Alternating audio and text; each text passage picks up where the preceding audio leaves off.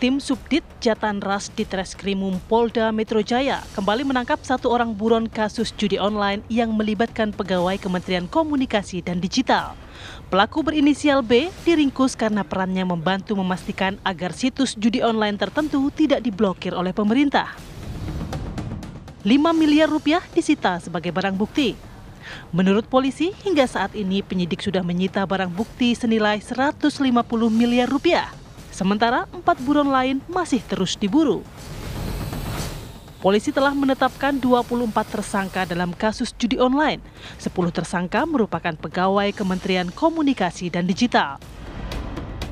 Sementara itu, total barang bukti yang disita sebanyak 150 miliar dan diperkirakan masih akan terus bertambah seiring dengan pengembangan penyidikan.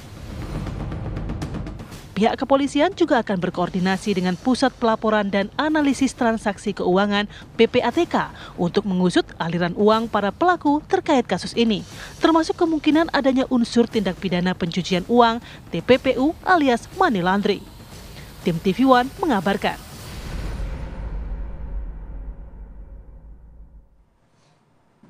Baik, kita segera saja mungkin berdiskusi, berdialog ya, karena memang dari Polda Metro Jaya sendiri, kalau kami mengutip dari pernyataan Kabid Humas Polda Metro, Komisaris Besar Polisi Ade Arisham Indradi, ini memang ada 2 pasal yang akan ditetapkan kepada para pelaku judi online, yaitu tindak pidana umumnya sendiri, termasuk juga tindak pidana pencucian uang. PPU ya. Betul. Nah, untuk membahas hal ini kita sudah hadir bersama kita, baik itu Zoom maupun juga di studio, ada Irjen Polisi Purnawirawan Arianto Sutadi, penasihat ahli Kapolri. Selamat pagi, Assalamualaikum. Assalamualaikum Pak Arianto. Sehat Pak? Alhamdulillah. Nah, kalau bicara TPPU nggak lengkap kalau nggak menghadirkan ahlinya juga. Betul. Selamat pagi Bu Yenti Garnasi. Assalamualaikum Bu. Selamat pagi, Assalamualaikum Bu Yenti. Selamat pagi. Wassalamualaikum warahmatullahi wabarakatuh. Selamat pagi Pak Arianto.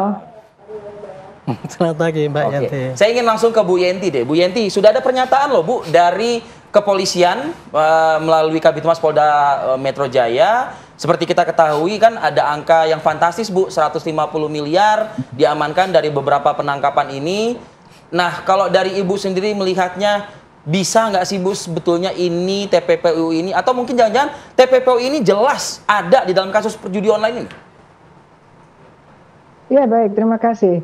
Sangat jelas ada ya, apalagi isu tentang terjadinya judi online ini kan sering disampaikan oleh PPATK, bahkan mungkin 2 tahun yang lalu ya Pak Arianto ya, kalau kita tidak lupa, kita jangan lupa, ada waktu itu konsorsium judi online ya Pak ya, itu juga ada 300 triliun, kemudian ada angka 600 triliun, kemudian ada angka 300 triliun juga dari PPATK yang mengatakan bahwa ada aliran dari judi online yang masuk kepada pendanaan pilpres maupun pilkada. Artinya apa? PPATK sudah menyatakan seperti itu. Menurut PPATK dengan hasil analisisnya, itu mengatakan bahwa ada aliran-aliran dana, transaksi-transaksi yang terjadi yang berasal dari kejahatan judi online. Nah, kita kan harus percaya PPATK, karena PPATK itu bukan data saja ya, walaupun memang ya Pak Arianto bukan alat bukti, tetapi itu adalah laporan hasil analisis, petunjuk yang sangat kuat mestinya begitu. Jadi tidak bisa terelakkan lagi bahwa pasti ada. Ini masalahnya negara ini mampu tidak menguak judi online ini berkaitan dengan alirannya kepada siapa saja yang menikmati. Seperti sekarang ada beberapa orang oknum Komdigi ya yang menurut saya sih melakukan pengkhianatan besar-besaran ya kan. Karena kan waktu itu udah dibilang bahwa nanti akan di take down kalau ada yang bernuansa judi online. Ketika kita sudah sangat resah dengan judi online, ternyata mereka malah memanfaatkan kewenangannya untuk menyelamatkan, kalau nggak salah dari setiap 5.000 dia menyelamatkan 1.000, yang mana apalagi tadi DPO-nya saja pada dia disita 5 miliar. Artinya apa? Mereka ini yang terlibat di Komdigi saja, itu siapa yang bayar? Nah itu pasti dibayarnya dari bandar yang sudah mengumpulkan. Artinya apa? Dia saja dibayar sudah merupakan merupakan pencucian uang dari bandarnya, berkaitan dengan sebelumnya bandar-bandar ini memang sudah menerima uang hasil judi online. Itu aja kelihatan sekali, nampak sekali. Saya kira kepolisian udah sangat canggih ya. Bahkan dulu disertasi saya itu salah satu pendukungnya adalah Pak Arianto Sutadi ya Bapak ya, Bapak Direktur waktu itu. Jadi tidak ada lagi yang sulit, ini sekarang tinggal mau apa tidak. Bahkan kenapa masih ada saja dan baru sekarang terungkap karena mungkin ada presidennya baru dan kemudian ada semangat baru untuk bagaimana kita genjotlah gas terus untuk penanganan judi online. Itu bukan saja judi online-nya, tetapi yaitu nadinya itu adalah uang-uangnya itu, uang-uang yang sudah diterima oleh para bandar, backing, kemudian para peserta pembantu yang menyediakan rumahnya dan sebagainya, kan itu begitu. Meskipun online, ternyata mereka memasang alat-alat seperti yang kita dengar, ada alat dari Komdigi yang ada di Bekasi. Itu artinya apa? Rumah itu juga harus disita semuanya gitu ya. Kemudian harus kita lihat apa sih, siapa yang mempunyai kebijakan bahwa dibiarkan server itu ada di luar Komdigi, padahal sudah tidak ada COVID lagi. Nah ini kan ada PP-nya. Ya. Baik. Jadi kalau kata Bu Yanti mungkin nggak ada ya, pasti ada kaitannya pencucian uang, money laundering, ya udah murni lah ini judi online begitu ya. Tapi langkah konkret dari mungkin pihak kepolisian saat ini kan juga masih menunggu ada 150 miliar uang yang diamankan PPATK dan akan di tracing ini kemana saja uang. Tapi kalau terkait TPPU, pencucian uang dalam judi online ini seperti apa Pak Arianto? Ya, saya berpikir ya, saya setuju dengan Bu Yanti dulu ya. Sebetulnya ya, judi online ini mentrisnya kejahatannya, yang apa yang terjadi dan apa yang sudah terjadi, siapa yang terlibat itu ya. Itu banyak sekali pasal-pasal atau aturan perundangan yang bisa diterapkan. Bukan hanya cukup perjudian doang ya, tetapi juga termasuk itu tadi pencucian uang, kemudian termasuk gratifikasi, termasuk korupsi. Itu sebetulnya bisa dipakai instrumen untuk melacak siapa saja yang terlibat di dalam judi online ini. Iya. Itu seperti Komdigi itu misalkan. Iya. Kemarin kan itu kan terima dia membiarkan. Iya. Membiarkan karena apa? Kan dia dapat gratifikasi. Jadi dia membiarkan itu, gratifikasi udah kena. Kemudian dia memperkaya diri gitu kan, untuk ini merugikan negara, kan negara rugi besar ini. Oknum ini ya. Iya, itu bisa kena aja, itu korupsi, gratifikasi dan macam-macam gitu.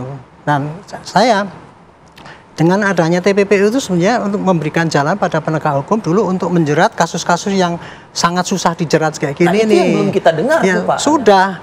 Undang-undang TPPU itu sudah banyak diterapkan oleh penyidik di Barreskrim sana, tapi sayangnya belum menyasar kepada kasus yang spektakuler seperti sekarang ini. Saya pernah ya, bahkan kasus kecil-kecil udah masukkan TPPU, utang piutang masuk TPPU itu, ngejarnya dia gitu. Kenapa nggak seperti sekarang ini diterapkan undang-undang TPPU itu? Jadi kemarin saya menyarankan ya, kita tuh harus all out force. Dan kedua, kelemahannya kita sekarang ini dengan adanya tracing orang-orang melanggar kasus itu TPPU itu saling melempar-melempar. Dan saya pikir ini juga menurut saya ini kelemahan hukum kita lah, kurang tegas gitu. Contoh misalkan PPATK hanya dikasih kesempatan untuk melacak. Melacak, wah ini mencurigakan, kasihkan ke polisi. Nah polisi sendiri begitu dikasihkan tidak cepet gitu. Atau tidak transparan, ini loh, ini ternyata enggak. Kenapa Pak? Itu pertanyaan saya. Ya itulah, karena itu tadi menurut saya kelemahan hukum ya. Jadi kalau saya sih ini untuk menindak untuk menggalakkan TPPU ini menurut saya kok kayaknya undang-undang perlu dirubah ini. Jadi ya dirubah. Jadi di samping PPATK itu juga boleh melacak. Ya.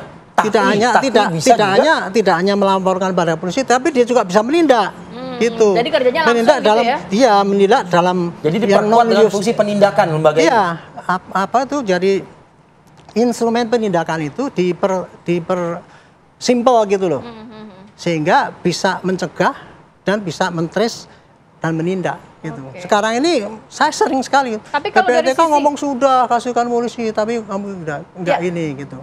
Pak Arianto, tapi dari sisi mungkin hukumnya sendiri ada nggak sih yang menjadi kendala sebenarnya? Kalau hukumnya sih bagus ya. Dulu sebelum ada TPPU itu kan diadakan TPPU ini kan jadi memungkinkan aparat untuk mentrace semua itu larinya kemana. Terus kemudian tapi kan apa tuh dalam prakteknya belum maksimal ini. Sehingga belum bisa menjangkau apa yang dulu sebetulnya dikendaki oleh undang-undang itu, pembuat undang-undang itu sebetulnya TPPU itu untuk mentris yang sangat sulit itu tadi, tapi prakteknya belum maksimal gitu. Belum maksimal itu ya. Iya. Bu Yenti sepakat tidak Bu dengan usulan tadi Bu? Artinya begini, PPATK bisa juga diperkuat lembaga ini dengan menambahkan lagi fungsi, yaitu penindakan ini Bu gitu. Karena pertanyaannya lah, penindakan yang dilakukan oleh aparatur hukum yang sudah berjalan saat ini aja masih seperti ini. Apa jaminannya kalau misalnya PPATK ini juga diperkuat Bu? Jawabannya usai jeda ya Bu. Kita jeda dulu sejenak. Kami akan kembali saat lagi.